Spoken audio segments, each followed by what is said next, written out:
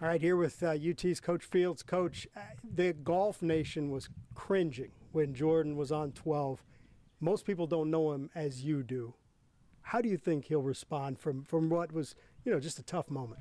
Well, he's stinging. There's no question about that. He's such an incredible competitor that to have that happen and to not get the job done when he had several shot lead going into the back nine, it's going to be difficult to swallow, but he'll get over it. Probably a couple extra days because it's a major championship, but he'll get off the mat, so to speak, and get up, and I think he'll be more motivated than ever. Well, and it's tough for a guy like Jordan who probably hasn't suffered that much adversity, big adversity like that. Did he ever in his year and a half here have something that he had to overcome, and did he show you? Yeah, he did. The second round of the NCAA in 2012, he shot 79, and he was 1 under par at the turn after 9 holes. And we were playing at Riviera. He goes to number 10 and makes a big number, 7 there, and on a par 4, and then followed that with another 7 on the next hole, and ended up shooting a round that just he wasn't acquainted with, 79. But he came back the next day and had the best round of the tournament, 69, and then went through his match play and helped us win a national championship. So in a game of golf, you got to be able to recover, you got to be able to forget, and I think he's well acquainted with that. Have you been able to reach out to him, and if so, can you share anything that you told him? Just briefly. I told him that I thought he played great golf, period. I know that he wasn't hitting it as well as he would like going into that tournament. And to get himself in position to win the golf tournament when he maybe wasn't at his best speaks volumes for him. But he just said, thank you. I think that tells me that he recognizes that what he did yesterday still was special. He's played in 3 Masters. He's won 1 of them and been runner-up twice. So for most people, that would be an incredible career, and he's got a lifetime of golf in front of him. Well, and the thing that I know made an impression on me, because I think you could feel it through the TV, the how that had to feel for him, yet he did get it back on track. That thing could have gone really sideways. Is there, like when you're watching because I know you kind of have that proud pop mentality going, where you like, good job getting that thing back. He finished second. Absolutely. He came right back with a birdie on 13, parred 14, and birdied 15. And I think if he'd have been able to get that putt to go down on 16, the story might have been different. Yeah. As was, it became too big of a task. But I think of Jack Nicklaus in this regard. He won 18 majors. He finished second or runner-up 19 times in majors. So if you're going to get yourself in position a lot, you're going to have some heartache from time to time. And the question is, can you handle it? I believe Jordan Spieth will. For sure. And what is it about him? We've talked to you about this in the good times with Jordan. Not that yesterday was a horrible time. Again, ties for second in the Masters. But what is it about him that makes him so grounded? I mean, we noticed that the first time he set foot here, he's beyond his years. There is no question. He was raised in a way, kind of a middle-class way, to be appreciative of things and to count his blessings. I think he does that all the time.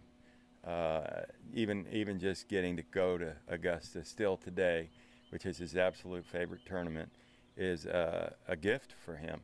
And I believe that he thinks that getting there and with the right frame of mind that he can do incredible things. And I think over the next few years, we're just going to be on a roller coaster ride with Jordan Spieth, ups and downs and wins and seconds and thirds, and maybe come back sometime from 5 or 6 shots down to win a major.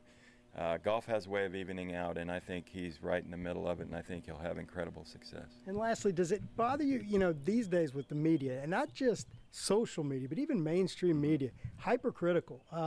Saw the word choke thrown out a lot yesterday.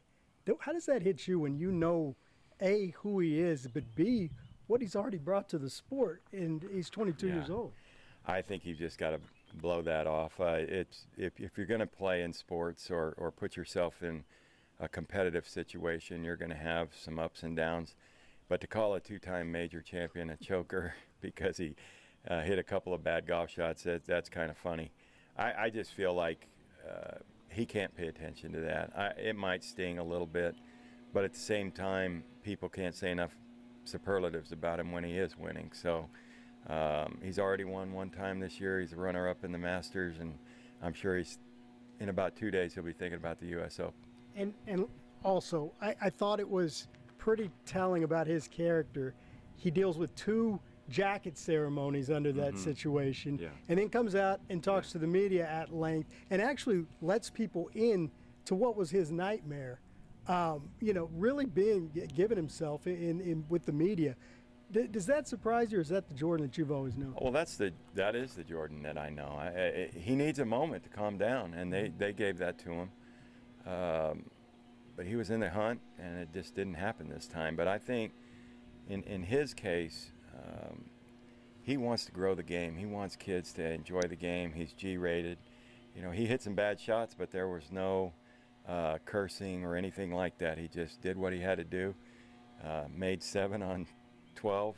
Most golfers can relate to that.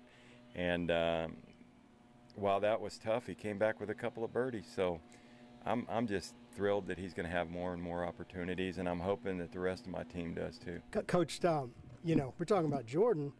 Beau Hossler right now is doing things, I think, on a stroke situation better than Jordan or anybody else has in a long time, right? I mean, I know you saw greatness coming from Beau, but how impressive has he been? Well, we're really lucky here at Texas. We've had 5 major champions in Ben Crenshaw, Tom Kite, Justin Leonard, Mark Brooks, and now Jordan Spieth.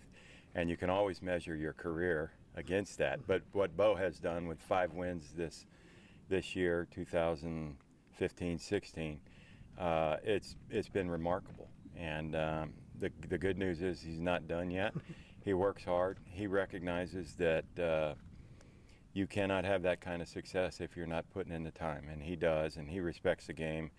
That's what I like for my guys. I want them to respect the game. You're not going to play the kind of golf that he or Jordan Spieth or Ben Crenshaw or Tom Kite played if you don't put the time in, and he does. Was there any light? He's always struck me as, from what we've gathered, as a very mature kid, but was there a light turn-on moment for him? No, I think he's just gotten more and more comfortable with Texas, Austin, being away from home. This is his third full year, and for him, I think just getting comfortable with the different conditions, the wind in Texas, the Bermuda greens, the Bermuda rough, all the different things that you're acquainted with Central Texas golf or the southern type of golf, different than California.